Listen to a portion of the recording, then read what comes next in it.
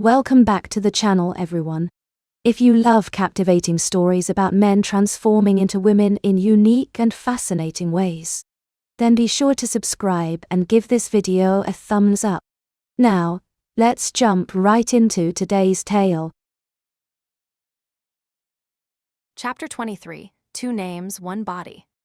It had been 3 weeks since the last hospital visit. 3 weeks of living a life that felt increasingly like her own, rather than a borrowed existence. 3 weeks since Yor had stood over the real Yor's unconscious body and felt something foreign, not guilt, but ownership. A territorial sensation that surprised her with its intensity, as if her transformed body had developed its own opinions about who deserved to inhabit it. Now the call had come. At 3:17 a.m., her phone had lit up the darkened bedroom with its harsh blue glow, vibrating against the nightstand with quiet urgency. She had been awake instantly, the trained response of an operative never truly at rest. Encrypted. Urgent. Room 9, she's awake. 4 words that altered everything. She had dressed methodically, selecting a tailored black suit that balanced femininity with authority, high-waisted trousers that accentuated her transformed figure, a silk blouse in deep crimson that echoed her distinctive eye color, and heels high enough to emphasize her legs while remaining practical for sudden movement if necessary. The outfit was a calculated choice, professional enough for a government facility, but distinctly Yor's style, a subtle claim to the identity she now inhabited. Going somewhere important? Mrs. Henderson from across the hall had asked as Yor locked her apartment door, the elderly woman returning from her notorious early morning, constitutional, that the entire building knew was actually a secret rendezvous with the widower in 3B. Work emergency, Yor had replied with a practiced smile, adjusting her gloves with deliberate precision. Nothing to worry about. Dressed like that at 5 in the morning? Must be quite the emergency, Mrs. Henderson had observed with a knowing glance that took in the immaculate outfit, the carefully applied makeup, the deliberate elegance that seemed excessive for a simple office crisis. Or quite the coworker. You know what they say, Yor had responded with a small shrug. Dress for the job you want, not the job you have. The car ride had been quiet, the agency vehicle gliding through streets still dark and largely empty, occasionally passing the early workers who kept the city functioning, bakers heading to ovens already warming, cleaners finishing night shifts, delivery drivers starting their routes. Yor sat in the back seat, legs crossed at the knee, gloved hands resting in her lap. The leather interior was cool against her skin, the gentle purr of the engine providing a soundtrack to her tumultuous thoughts. Rain pattered softly against the windows, creating rivulets that distorted the passing streetlights into abstract patterns of gold and shadow. Her reflection flickered in the window beside her dark hair, sharp eyes, soft lips, the perfect balance of grace and power. The woman who looked back at her from the glass was undeniably Yor Briar, every feature, every proportion, every subtle characteristic replicated with scientific precision. She didn't see Loid Forger anymore. She hadn't for weeks. The last traces of her former self had faded from her perception, like a photograph left too long in sunlight, details bleaching away until only the new image remained. When she looked in mirrors now, she saw only Yor, not a disguise or a transformation, but simply herself as she now existed. 20 minutes to the facility, Ms. Forger, the driver informed her, his eyes meeting hers briefly in the rearview mirror before returning to the rain-slicked road. Traffic is light.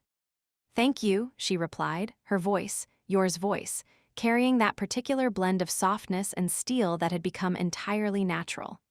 No longer performance, no longer mimicry, just the way she spoke now. I've come too far. I've felt too much. This isn't just a role anymore. The realization had solidified over the past weeks, crystallizing into certainty with each passing day. Each mission completed as Yor, each family dinner with Anya, each moment living this life had rooted her more firmly in this identity, this body, this existence. In the quiet hours of the night, she had begun crafting a plan, an alternative path that rejected the binary choice of either returning to Loid or surrendering to the original Yor. Not a reversal, not a surrender, a reconfiguration. There didn't have to be one Yor, There could be two. Sisters. Twins. Separated at birth, perhaps, she had murmured to herself one night, practicing the narrative in the bathroom mirror while Anya slept peacefully down the hall. Reunited by circumstance. One raised as an assassin, one trained as a spy. Different paths leading to the same agency. A perfect alibi. A perfect weapon. A perfect continuation of the life she had built and the identity she had claimed. The agency would get 2 elite operatives instead of 1, double the effectiveness, double the capability, with the added bonus of built-in cover for each other during complex operations. She had rehearsed the pitch 100 times in her head, refining the arguments, anticipating objections, crafting responses designed to appeal to the cold pragmatism that drove agency decision-making. Logic, efficiency, results. These were the values that would sway Wexler and his superiors, not emotional appeals or personal preferences. But now it was time to face her. The original. The template. The woman whose DNA had been used to reshape Loid Forger's body cell by cell, whose identity had been borrowed, whose life had been temporarily appropriated in service to a greater mission. The doctors report she's fully conscious and oriented. The driver informed her as they approached the hospital complex, its modernist architecture looming against the lightning sky. Cognitively intact, though still physically weakened from prolonged sedation. Any information on her emotional state? Yor asked, her training automatically assessing potential threats and variables. Limited, he replied. Calm but reserved is how it was described. She's been briefed on the basics of the situation, though details were withheld pending your arrival. Wonderful, Yor murmured dryly.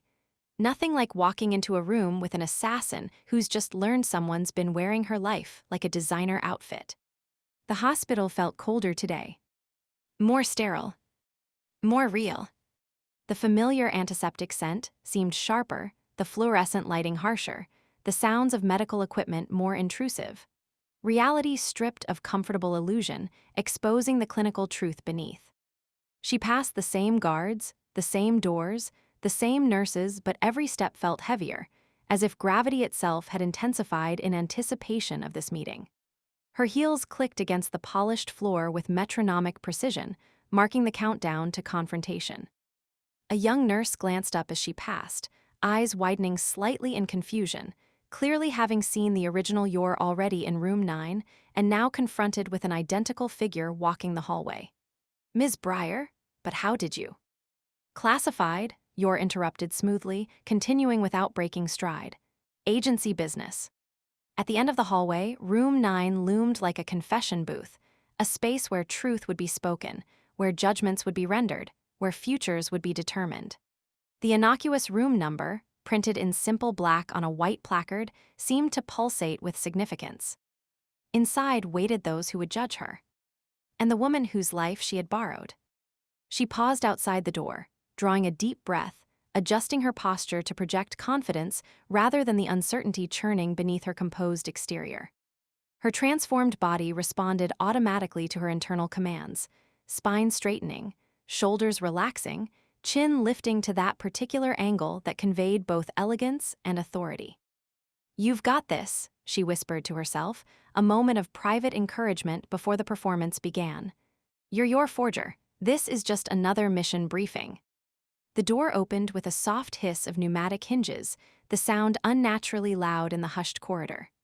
Light spilled from the room, brighter than the hallway, clinical and unforgiving. Yor stepped inside, her entrance measured and deliberate, the subtle sway of her hips unconscious but effective in drawing eyes and commanding attention. The weight of multiple gazes settled on her immediately, assessing, evaluating, comparing. 3 heads turned. Wexler, Havitz, a third man she didn't recognize perhaps from oversight, with his expensive suit and the particular way he held himself slightly apart from the others, observing rather than participating directly. But none of them mattered. Not compared to the figure sitting, upright, in the hospital bed. Yor Briar. Awake. Alert. Hair tied back in a loose braid that emphasized the elegant line of her neck and the perfect symmetry of her features.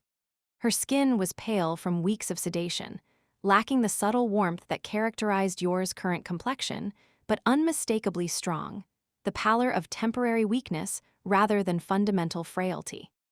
Her posture was straight despite the hospital bed's awkward support, spine aligned with that particular precision that spoke of years of physical training and discipline.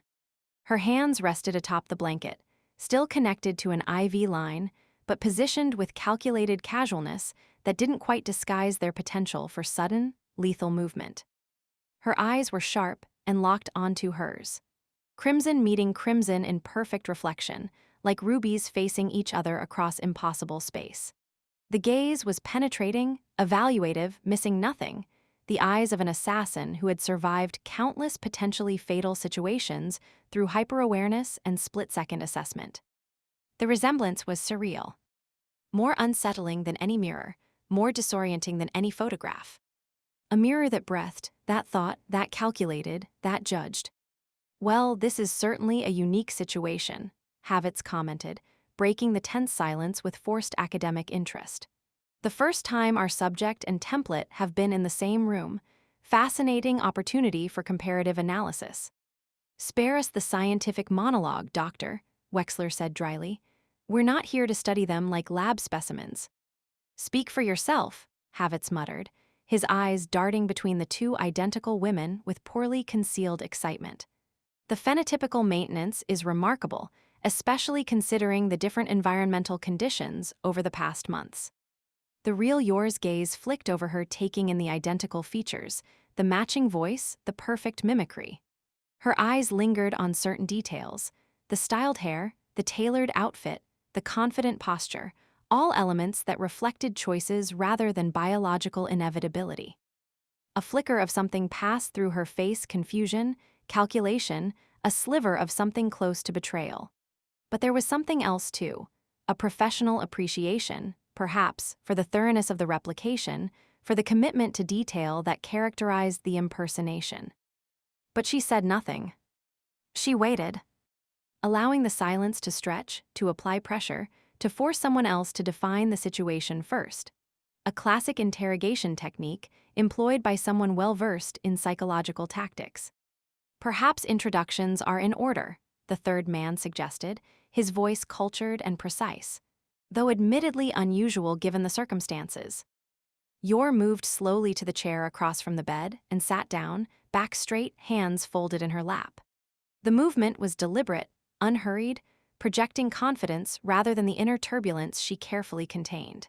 She crossed her legs at the ankle, a gesture mirrored almost simultaneously by the woman in the bed, identical bodies moving with identical instincts. "This is deeply unsettling," the real Yor finally said, her voice identical to the one that had emerged from Yor's throat for months now. "Like watching a recording of myself that I don't remember making." "The resemblance is quite intentional, I assure you," Havitz replied with inappropriate enthusiasm. "Down to the cellular level, in fact. We used your DNA as a template for the complete biological restructuring of—" "I've been briefed on the science, Doctor," the real Yor interrupted, her tone conveying polite dismissal. "What I haven't been told is why." Her gaze shifted back to her duplicate, eyes narrowing slightly. "Or who you actually are beneath that impressive remodeling." No one spoke at first. The silence coiled around them like a drawn wire, taut with tension and unspoken questions. The soft beep of monitoring equipment provided a rhythmic counterpoint to the heavy stillness that filled the room. Then the real Yor finally broke it, voice calm, but edged in steel. "What happened while I was out?" The question hung in the air, simple yet loaded with implications. Not just a request for information, but a challenge, an assertion of ownership, a demand for accounting of what had been done with her identity while she lay unconscious. "Perhaps we should start with the basics," Wexler suggested, stepping forward. "Agent Forger, formerly Loid Forger, was transformed to replace you when it became clear your condition might be long-term. The neurotoxin you were exposed to during the Belgrade operation was unprecedented. Recovery was considered unlikely. And yet, here I am," the real Yor responded, a subtle note of pride in her voice. "Apparently hardier than your medical projections suggested." "Your recovery is nothing short of miraculous," Havitz acknowledged. No previous exposure victims survived past the 40-day mark. You've been under for nearly 6 months. Meanwhile, the real Yor said, her gaze returning to her duplicate, someone else has been living my life, raising my daughter, performing my missions. A pause deliberately waited, sleeping in my bed. The implication hung in the air, charged with unspoken questions about boundaries crossed, intimacies assumed, roles fulfilled that went beyond the professional into the deeply personal. The mission required complete immersion, Yor replied, meeting her gaze directly. Your cover as Yor Forger needed to be maintained without interruption, especially for Anya's sake. Ah yes, Anya, the real Yor's expression softened slightly at the mention of the child. How is she? Thriving, Yor responded, a genuine warmth entering her voice. She's top of her class in Eden Academy now. Her spelling has improved dramatically. She still prefers spy cartoons over homework, but we've reached a reasonable compromise involving educational content disguised as secret code-breaking exercises. Something shifted in the atmosphere. A subtle change, as both women momentarily set aside the larger complications to focus on the child they both, in different ways, considered their responsibility. And she hasn't noticed the substitution? The real Yor asked, a hint of vulnerability breaking through her composed exterior for the first time. She's perceptive, Yor acknowledged. But children are adaptable. Any differences she might have sensed, she attributed to your recovery from hospitalization. How convenient, the real Yor murmured, though without the bitterness the words might have suggested. Instead, there was a calculating assessment, as if evaluating the effectiveness of the cover rather than passing judgment on its necessity. We're approaching this all wrong, the third man interjected. The question isn't what has happened, but what happens next. We have 2 identical operatives, both highly trained, both with unique skill sets. This isn't a problem, it's an unprecedented operational opportunity. Both Yors turned to look at him simultaneously, the synchronized movement uncanny in its precision. And you are? The real Yor asked, one elegant eyebrow arching in inquiry. Deputy Director Mercer, Strategic Operations, he replied with a slight inclination of his head. I specialize in maximizing unexpected assets. Is that what we are now? Yor asked, a hint of dry amusement coloring her tone. Assets to be maximized. You've always been assets, Wexler pointed out bluntly. The question is whether you're now redundant assets or complementary ones. The real Yor's eyes narrowed at the implication. I've served this agency for 15 years. My loyalty is not in question. No one's questioning loyalty, Mercer assured her smoothly. We're simply acknowledging that we now have a unique situation that requires creative thinking. He gestured between the 2 identical women. 2 Yor Briars, each with distinct advantages. One with traditional assassination training and established networks. One with espionage background and fresh perspective on the same skill set. The real Yor tilted her head slightly, studying her duplicate with renewed interest. Loid Forger, she said, the name a statement rather than a question. I'm sitting across from Loid Forger wearing my face, my body, my identity. Not Loid anymore, Yor corrected gently. Not for months now, the transformation was complete, comprehensive, irreversible. So they tell me, the real Yor replied, her gaze dropping briefly to take in the perfect replication of her own physical form before returning to meet her duplicate's eyes. Though I admit, they did exceptional work. Even knowing what I'm looking at, it's disconcerting. Try living it from this side, Yor suggested with a small, sardonic smile. One day you're yourself, the next you're someone entirely new, take some adjustment. A flicker of something almost like empathy crossed the real Yor's face. I imagine it would. She paused, then asked more directly, and how exactly has the adjustment been? Being me. The question contained layers, professional assessment, personal curiosity, and beneath it all, a subtle challenge. Are you worthy of the identity you've assumed? Have you done justice to who I am? Educational, Yor replied carefully. Your reputation is well-deserved, both professionally and personally. Meaning, the real Yor pressed, a hint of amusement now visible in her expression. Meaning your effectiveness extends beyond just your combat capabilities, Yor elaborated, meeting her gaze directly. You're particular, feminine assets, have proven quite advantageous in the field. The Lemur operation, the real Yor nodded in understanding. I was briefed on that success. A pause, then with subtle mischief, enjoy yourself, did you? The mission was accomplished with optimal results. Yor replied diplomatically, though a small smile played at the corners of her lips. That wasn't what I asked, the real Yor countered, her tone taking on that particular quality that suggested shared feminine knowledge, a conversation beneath the conversation. This body has certain responses that can be quite overwhelming for the uninitiated. Havitz cleared his throat awkwardly, suddenly finding his tablet utterly fascinating. Wexler's expression remained impassive, though he shifted his weight slightly, the subtle discomfort of a man forced to acknowledge realities outside his preferred clinical framework. Different than what I was accustomed to, Yor acknowledged with measured candor. More comprehensive in its experience. Ladies, Mercer interrupted, his tone suggesting both amusement and a desire to redirect the conversation. Perhaps we could focus on the operational implications rather than the physiological details. Both women turned to him with identical expressions of amused tolerance. The particular look that women throughout history have directed at men who interrupt conversations they find uncomfortable yet fascinating. The physiological details, as you so clinically put it, are operational implications, the real Yor pointed out. If we're discussing having two of me operating in the field, I need to know my duplicate understands all aspects of utilizing this particular weapon system. She gestured to her body with a casual wave. I assure you, Yor responded with a touch of professional pride, I've become quite proficient with all the equipment. I've reviewed the Lemur audio logs, the real Yor said with a knowing smile. I'd say proficient is an understatement. You've adapted to the sensory upgrades quite enthusiastically. When in Rome, Yor shrugged elegantly, or in this case, when in your body. The real Yor laughed, a genuine sound that seemed to surprise even her, breaking the tension that had dominated the room since Yor's arrival. Well, at least my replacement has a sense of humor. That's something. Your equal, not your replacement, Yor corrected gently but firmly. That's what I came here to propose.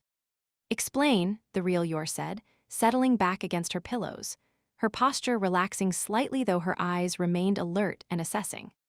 Sisters, Yor said simply. Twins separated at birth, one raised as an assassin, one trained as a spy. Different paths, different skills, but identical appearance, reunited through agency work. The real Yor's eyebrows rose slightly. Bold proposal. Practical proposal, Yor countered.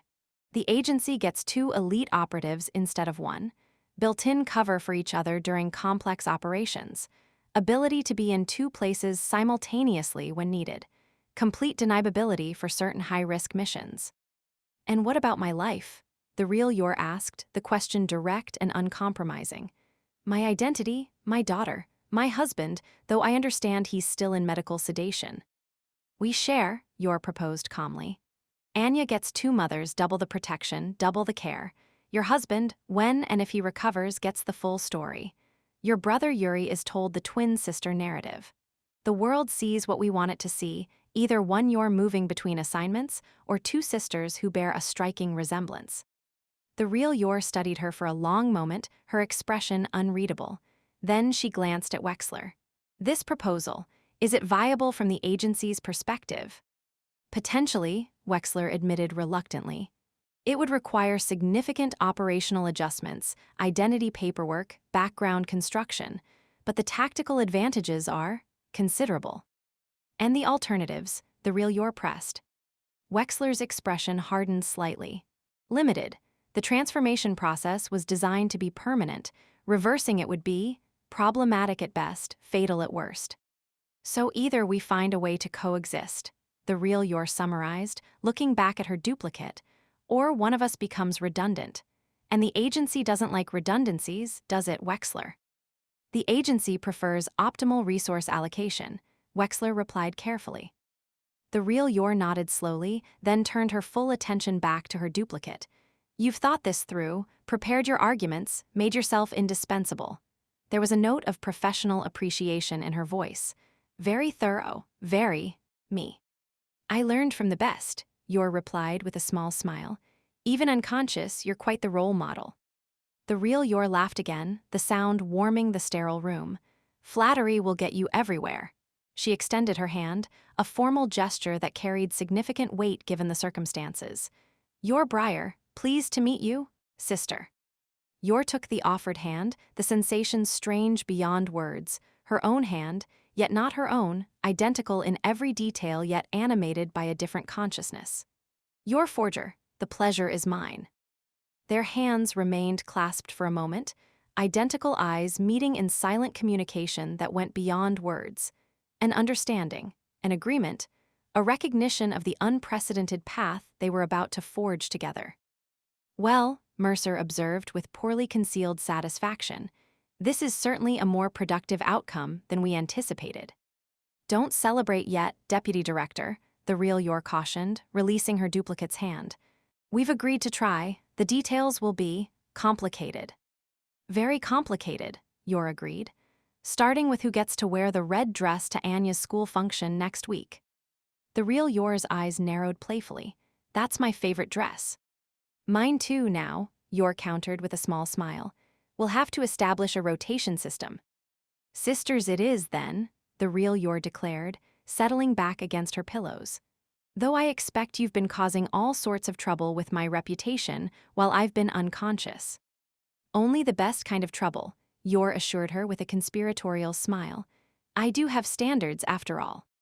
My standards, presumably, the real Yor observed dryly. Upgraded in some cases, Yor replied with a hint of mischief. I've made some enhancements to your tactical approach in certain situations. I look forward to a full debriefing, the real Yor said, her tone making it clear that the conversation was far from over, that this was merely the opening negotiation in what would become a complex partnership unlike any in intelligence history. 2 Yors. 2 assassins. 2 deadly women with identical faces and different minds. The world wasn't ready. But then again, the world rarely was. Chapter 24, The Mirror and the Blade. The door clicked shut behind her with a soft snick, the sound barely disturbing the midnight stillness. The well-oiled hinges, recently maintained by her own meticulous hands, made no protest as the heavy oak settled back into its frame, the triple locks engaging automatically with whispered precision. The hallway was dark, the apartment quiet save for the faint hum of the refrigerator and the ticking clock in the living room. That clock, an antique with genuine brass gears, had been Yor's before it became theirs, one of countless possessions now shared between identical women with different minds. Yor Briar, once Loid Forger, now Yor Briar's twin in every official record and biological sense, stepped out of her heels with practiced ease, letting them dangle from 2 fingers before placing them precisely beside their matching pair in the entryway. Her muscles pleasantly ached beneath a luxurious silk bathrobe, burgundy, of course, with black trim that matched the lingerie beneath. The fabric whispered against her skin as she moved, a sensual counterpoint to the lingering soreness in her thighs and lower back. Her damp hair clung to her shoulders in heavy tendrils, still warm from the steam of the shower she'd taken before leaving the hotel. She hadn't wanted to arrive home carrying the scent of another man, a professional courtesy to her sister as much as a personal preference. Some boundaries, they had discovered, were worth maintaining even in their unconventional arrangement. Home sweet home, she murmured to herself, padding silently down the hallway, where a girl can be herself, whichever self that happens to be today. This was home now, and she was home in it. Not a borrowed space, not a temporary assignment, not someone else's life she was merely inhabiting for mission purposes. Her life, her space, her identity, even if it was shared. 4 months, that's how long it had been since she made her choice. Since the moment in that sterile hospital room when 2 identical women faced each other across an impossible divide, one the original, one the copy, both equally real in their own ways. Since she said, "What if I don't want to go back?" And everything changed. The words had hung in the air between them, loaded with implication. Not just a question, but a declaration. An assertion of selfhood that transcended the mission parameters, the scientific experiment, the tactical necessity that had created her in the first place.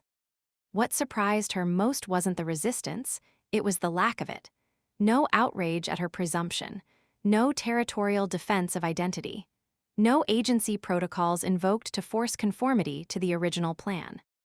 The original Yor, sharp, pragmatic, and uniquely intuitive, had stared at her for a long, silent moment.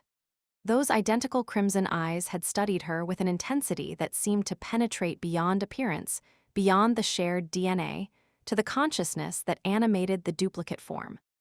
Then she had simply said, "Then let's see what two of us can really do."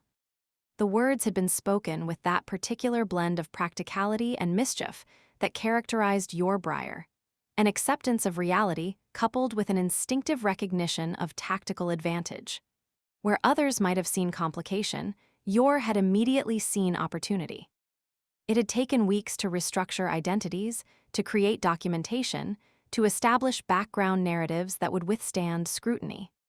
Loid Forger had been quietly retired, a classified injury leading to an honorable discharge from service, a quiet pension, a footnote in agency records. Yor Briar had been born a fabricated twin, raised in secret to protect her from the same enemies that had orphaned her sister, trained abroad in specialized intelligence techniques, now returned to assist her sister in covert operations. The name had been her choice, close enough to Loid to feel connected to her past, different enough to establish her new identity. The cover story was clean, elegant, built on just enough truth to be convincing while obscuring the impossible reality beneath the fabrication. And infinitely easier than the constant juggling of lies, she once endured as Loid Forger, maintaining cover identities within cover identities, lies nested within lies, until even he sometimes lost track of which version of himself he was supposed to be on any given day. No more frantic excuses for sudden absences. No more elaborate cover identities created and discarded for every mission. No more explaining why Loid and Yor were never seen in the same place at the same time. Now, when one of them was away, the other was simply on call. When one attended Anya's school functions, the other handled operational matters. When one maintained the Forger household, the other infiltrated enemy strongholds. Perfect symmetry, perfect balance. Two Yors, one network, zero suspicion. The directors had looked like cats who got the cream when the arrangement was first proposed, their expressions shifting from skepticism to calculation to undisguised satisfaction as the tactical advantages became clear. Two identical operatives with complementary skill sets, operating in seamless coordination. The intelligence potential was unprecedented. And Lore. She had never felt more alive. More connected to her body, more skilled in its deployment, more appreciative of its capabilities and sensations, more authentically herself, even as herself was an identity crafted from necessity rather than birth. She slipped into the bedroom, moving quietly through the darkness with the night vision her transformation had gifted her, another unexpected benefit of Yor's genetics, the ability to see in minimal light with remarkable clarity. The air was cool, the lights dimmed to that particular soft glow that Yor preferred, just enough to navigate by without harsh brightness to disturb sleep. The room smelled faintly of jasmine and something else, something uniquely Yor, a scent identical to Lore's own yet somehow distinct when she encountered it on her sister's skin rather than her own. Yor the original was already asleep, curled on her side, her breathing slow and steady. Her long black hair spilled across the pillow in stark contrast to the cream-colored sheets, her profile a perfect silhouette against the faint light from the window. Even in repose, there was something distinctly deadly about her, a coiled potential that never fully dissipated, a predator at rest but never truly defenseless. Her presence brought a strange comfort now.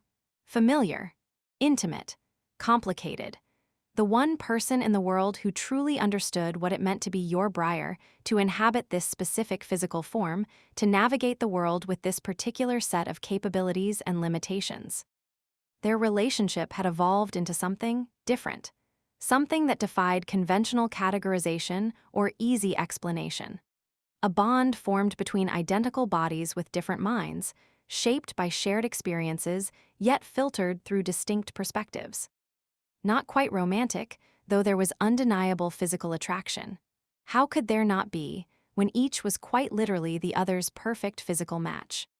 Not entirely platonic, though they maintained a sort of sisterly camaraderie in their daily interactions, finishing each other's sentences, anticipating each other's needs, sharing clothes and makeup and weapons with equal casualness. But undeniably close. A closeness that transcended normal human connection, that existed in a unique space created by their unprecedented situation.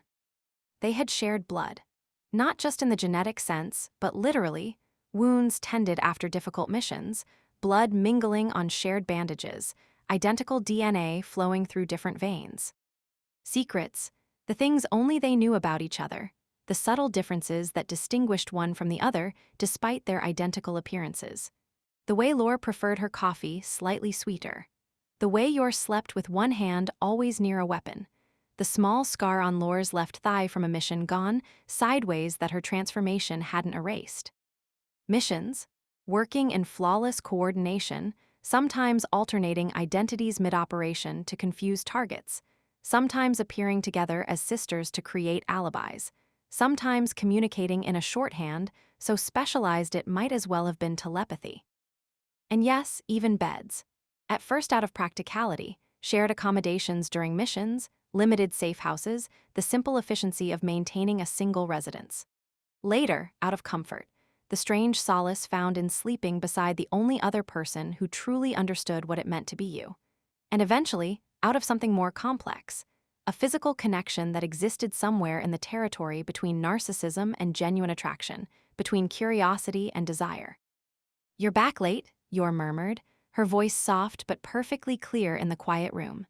She didn't open her eyes or turn, but Yor knew she had been awake since the apartment door first opened, probably since Yor's footsteps had first touched the building's stairwell.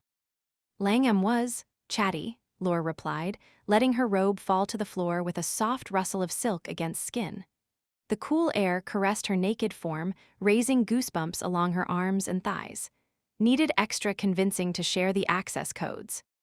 Yor hummed knowingly. "And I'm sure you found that terribly tedious." "Absolutely exhausting," Yor agreed with mock seriousness as she slid beneath the covers with a quiet sigh of pleasure, the high thread count sheets cool against her still warm skin. "The terrible sacrifices we make for national security." She nestled closer to Yor's warmth, their bodies fitting together with the perfect complementarity of identical forms. Her body ached in the best way. The pleasant soreness of muscles thoroughly used, the lingering sensitivity of skin that had been thoroughly explored, the subtle bruising on her inner thighs that would fade by morning. Tonight's mission had been a seduction op, her third in the past month. A high-ranking security chief with a weakness for graceful women and loose lips. Anton Langham, head of digital security for a weapons contractor with troubling connections to emerging terrorist cells. A man whose encrypted files contained information vital to preventing the next phase of biochemical attacks. She had played her part perfectly. The dress, red of course, cut low in the back to showcase the elegant line of her spine. The smile, practiced in 1,000 mirrors, calibrated to suggest both invitation and mystery. The soft touch on his arm at precisely the right moment, creating that spark of connection, that illusion of spontaneous attraction that was anything but spontaneous. And then, when the moment was right, the breathless, "Tell me something only you know," whispered between kisses, delivered with exactly the right blend of desire and breathless admiration to bypass his considerable professional training. The information flowed like wine after that, access codes, server locations, shadow accounts, all offered as gifts to impress the beautiful, fascinated woman in his bed. Operational success guaranteed before he'd even finished his post-coital cigarette. "Did you get what we needed?" Yor asked, still facing away but reaching back to draw Yor's arm more securely around her waist. "Every last digit," Yor confirmed, pressing her lips briefly against Yor's shoulder. "Transmission complete, confirmation received. Strike team deploys at 400. "Efficient," Yor murmured approvingly. "And did you enjoy the process as much as the outcome?" The question held no judgment, only genuine curiosity, the ongoing fascination they shared regarding the differences in how they experienced their identical bodies. Where Yor had grown up in this form, had always known its capabilities and responses, Lore was still discovering new aspects of her transformed physiology, new patterns of pleasure and sensation that continued to surprise her. And she had enjoyed every second of it. Not just the act itself, though her body had responded with enthusiasm to Langham's surprisingly skilled attentions. The power of it, the control, the knowledge that every gasp, every arch of her back, every whispered encouragement was a calculated step toward mission completion. That her pleasure, while genuine, was also a weapon precisely deployed. The way her body could be a tool and a weapon and still deliver real pleasure. That had been the most unexpected discovery of her transformation. That tactical necessity and personal satisfaction weren't mutually exclusive, that her enjoyment didn't compromise her effectiveness, but enhanced it. Let's just say, Lore replied with a small, satisfied smile, that Langham's reputation for thoroughness is well-earned in all areas of his life. That good, Yor asked, a hint of amusement coloring her tone. Good enough that I didn't have to fake anything, Lore admitted, though I may have, embellished, for motivational purposes. Yor laughed softly, that particular musical sound that Lore had mastered mimicking but still enjoyed hearing from the original source. The classic encore performance works every time. Men are so wonderfully predictable, Lore agreed, settling more comfortably against Yor's back, especially when they think they've impressed you. She rolled onto her side, pressing close to Yor's back, her arm wrapping around her sister's waist with practiced familiarity. The warmth of her skin, the steady rhythm of her breath, it grounded Lore in a way she still didn't fully understand. There was something fundamentally reassuring about holding someone who was, in the most literal sense, herself, yet not herself. She rested her hand gently on her lower abdomen, where the soreness was just beginning to settle in, a pleasant reminder of a mission thoroughly accomplished, of pleasure taken in service to purpose. I'm going to feel that tomorrow.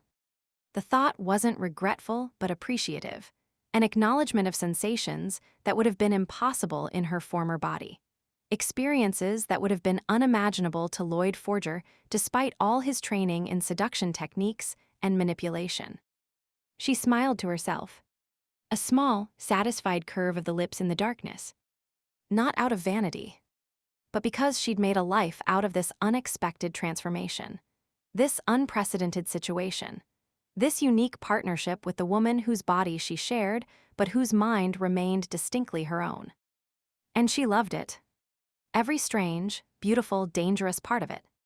Yor stirred slightly in her sleep, murmuring something unintelligible as she shifted position, unconsciously seeking closer contact. Their legs tangled together beneath the sheets, skin against skin, warmth against warmth. Lore snuggled closer, her breath brushing against her sister's shoulder, inhaling the scent that was identical to her own, yet somehow uniquely Yor's. The paradox of their existence, same but different, duplicate yet distinct, had stopped feeling strange months ago, had become simply the foundation of their shared reality. Twin assassins. Twin lovers of shadows. Twin women, one born into the role, the other forged by fire. We have that breakfast meeting with Anya's teacher tomorrow, Yor murmured, already drifting back toward sleep. Your turn or mine? Mine, Lore replied softly. You handled the last parent-teacher discussion. Besides, I promised her we'd practice her new spy handshake afterward. Yor acknowledged sleepily. Just don't teach her that neck chop move you showed her last week. The school called about her practicing it on classmates. No promises, Lore whispered with a small smile. A girl needs to know how to defend herself. Yor made a sound that was half laugh, half contented sigh, already slipping back into deeper sleep. The conversation, brief, domestic, mundane, highlighted the strange normality they had crafted from impossible circumstances. Whatever they were now, it worked. Even if it was complicated. Two bodies, identical down to the cellular level. Two minds, distinct yet increasingly synchronized. Two women sharing one identity, one mission, one purpose. And perhaps, most surprisingly, one contentment in the strange life they had forged together. Lore closed her eyes, letting sleep begin to claim her. Her body relaxed despite the lingering awareness of mission accomplished, of pleasure experienced, of connection maintained. Tomorrow would bring new challenges, new missions, new complexities in their unprecedented existence. But tonight, in the quiet darkness of their shared bedroom, there was only this: the comfortable weight of a life chosen rather than assigned, of an identity embraced rather than imposed, of a partnership unique in all the world. Twin sister agent, woman. Yor Briar. Once Loid Forger. Now completely, contentedly herself.